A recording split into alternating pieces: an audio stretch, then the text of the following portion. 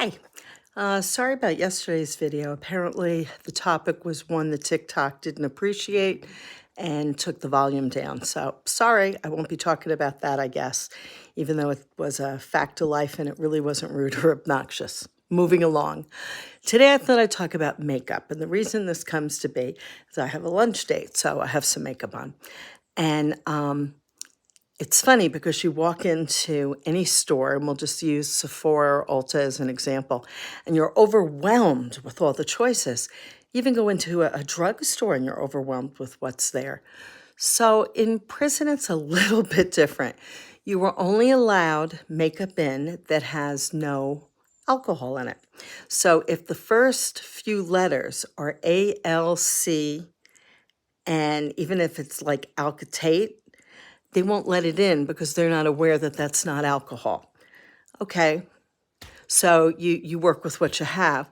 Some people have their people at home kind of wear it out so that you can't see, the alka, which is not the right thing to do, but it's not alcohol. There is more makeup on the compound than probably a theater troupe. And that's what's important to the women. Forget health care, forget better food. They want their makeup. They also want their nail polish. Now, the trend is to have multicolored nails. You can't have that.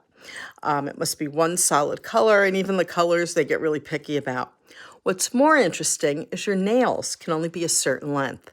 So if an officer really wants to start with you, they will start with the length of your nails. And yes, they can make you get your nails cut. Haircuts. I know that at Bedford and Taconic, they did have cosmetology, which meant there were women there learning how to cut hair, how to do manicures, pedicures. And it was really cheap. It was, I want to say it was like $2. I mean, it was really inexpensive. If I recall correctly, I believe like a manicure was like $1.25. It was something, and you can't leave tips either. So, it's a sure thing what you're going to pay. My first prison haircut was at Bedford Hills in the bathroom, standing between where the showers are and the toilets. And they took a nail clipper and they cut my hair. And the reason I had it done was the lice treatment made my hair look like Brillo. And the color, you could see the line of where I would color my hair and where the gray was growing in. And I felt that I looked like a interesting stripe. So I had them cut it. And it is, it's considered taboo to do that. You can get punished for it. I remember paying 2 cigarettes to get my hair done. So that was the exchange of money. Eventually, once I was in Taconic, I stopped getting my hair cut at cosmetology because there were several women who had actually owned a salon and had electric clippers because you're allowed that. And we would go to the rec room, and depending on the officer, they would let us do it, and they would cut my hair there. And, if it was a friend, they would do it for nothing. If it wasn't someone who you were friendly with, you would either barter or cigarette exchange again.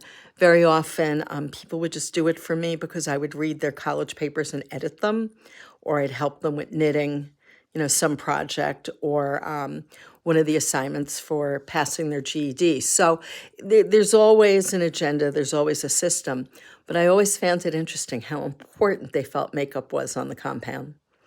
The only day I truly was concerned about my hair and makeup was when I knew Dr. Oz was coming to interview me.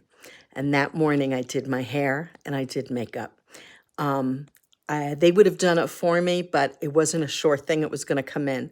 So I did it myself, which I always found kind of funny. But yeah, it is important in a lot of ways. It makes you feel better. But anyway, enjoy hump day. It's nice here.